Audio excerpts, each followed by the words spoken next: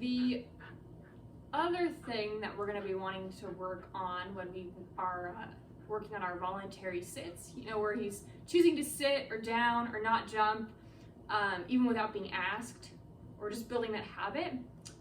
So we do it with food on the counter, and we can also do it when we're playing and when we're just hanging out. So it's nice, it's going to be cold soon. We can have sweatshirts on so you can keep a toy in your pocket, or just shove it in a back pocket, or hold on to it wherever. I'd also recommend getting a very nice stylish little treat pouch like I have. This is very useful to have on hand because we can always have food on us, always have some kind of reward, so that we can be ready to reward him when he makes good decisions. I'd like to do that instead of having to correct him all the time, and help him understand that he can have a benefit from making good decisions too, that he gets something out of it. So what I'm going to do, again, same as with the counter stuff, I'm going to basically be having him make a choice. He'll see I have food, he'll see I have a toy, he'll want attention from me, and I want him to understand that the only way that he's going to get that is if he sits or he downs. Even if I don't ask, I want him just to assume that that's the best option to get what he wants. And again, with anything else too, I'll tell him no if he jumps up. When we have a toy on us, we have another option with our nose, because normally we can use the leash, we can use the e-collar, but when we have toys or we are holding food, we can tell him no and we can take away his access to that. So if I have a toy out, I'm playing with him and he jumps up on me, I can tell him no and I can take that toy away. And that's going to be a pretty significant punishment for him because, well, he loves his toys, he loves playing. So if we take that away from him, he's going to think, okay, well, I really want to figure out what's the best thing to do to get that access back to that toy. And when he sits or he downs or he backs off, I'll tell him that was correct. I'll tell him yes, which means that he's released to go play again. And I'll give him back the toy and I'll play a little tug with him or a little bit of fetch with him. Or I'll give him a treat or something like that. So he knows I have a toy. I'm going to show him I have a toy. Garner! And I want him making a choice. I'm going to lift it up in the air. Yes! And he has the choice to try to jump up and grab it on his own.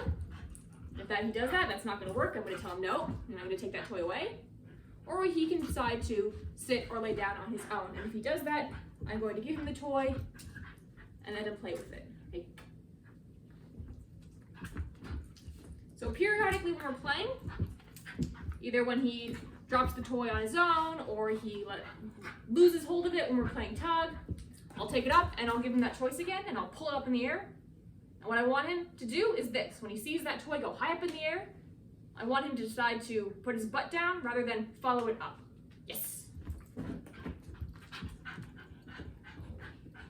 You can use the flirt pole for this.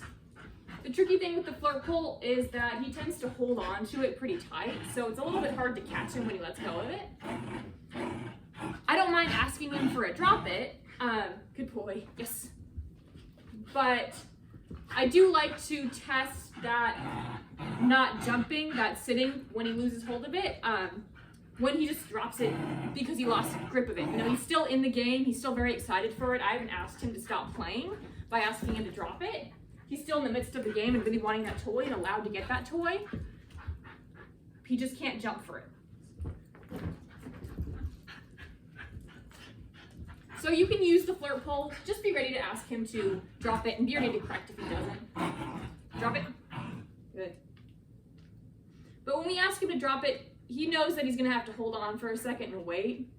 So that's fine to do. We're going to use that when we practice. But with this exercise, I kind of want him really worked up and really amped up and really excited and going and diving for that toy and still understanding that he can't jump up onto me to get it. Yes.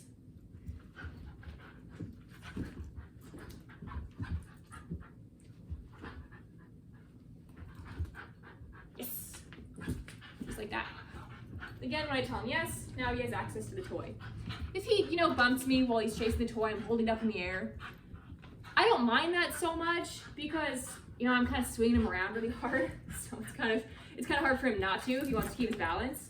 But if he's really pushing into me or he keeps jumping on me to get it, I'm going to stop the game and tell him no.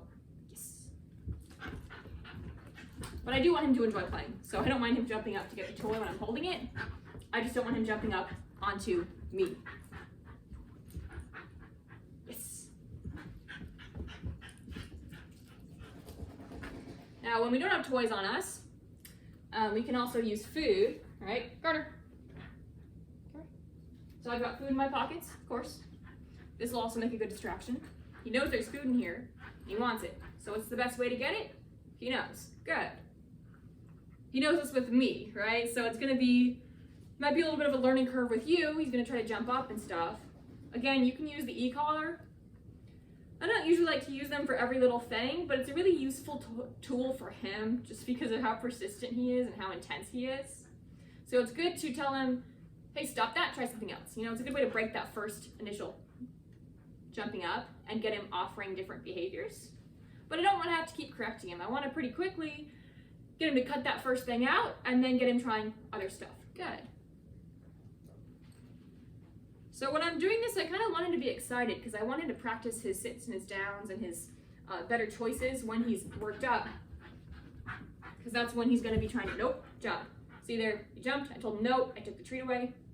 I'm not going to reward him now. I want him doing that same thing again without jumping up. So the treat again, it's going to move. Good.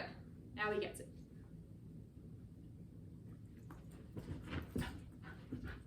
Good. I can test him by, you know, patting my legs or patting my chest. Nope. Good. And I'm going to reward him for making that good decision. Good. And this is how we're going to build his better decision making without having to rely so much on correcting him all the time, which isn't fun for any of us. Good.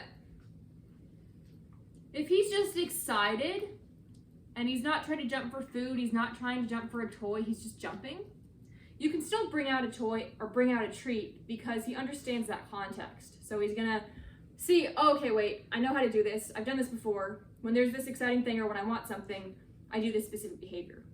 Because it's gonna be a little bit tricky for us to catch him when he's really excited and try to correct and try to reward otherwise. You know, if he wants attention, then I can take my attention away from him. But he's pretty persistent, so having a toy or food can speed up the process a little bit. Otherwise, if he just wants attention, we can do the same thing. I'll pet him, I'll play with him, and he jumps up when I stop. Hey, I'm gonna stop petting him. Good boy, good decision. Good. Oh, that's a good dog. That's a good dog. Now, I don't know how strict you want to be with him, in that if you're sitting down or on the couch, you know, I don't really mind my dogs on my lap, but it might be a good skill for him to practice and really test him if we're squatting down, and we still enforce that not jumping. Hi, bud. Hi. Connor. We're sitting in a chair, you know. Nope. Good. I sit back here. Hey, bud. Nope. Nope. Nope. Good. Of course, I don't really mind him sitting in my lap. I don't know if you mind that. But because of how intense he is and how excited he is, this is still a good thing to practice. You know, at least having him wait and ask and wait for permission to jump up. Nope. Good. Again, we can use food to speed the process up because that makes it very clear to him that he's supposed to be doing something very specific. Good boy. Hi, buddy. Hi, buddy. Nope. Nope. Good. Nope. Where you going? Nope. Good decision. Good boy. That's a good puppy. That's a good puppy dog. This is a good puppy.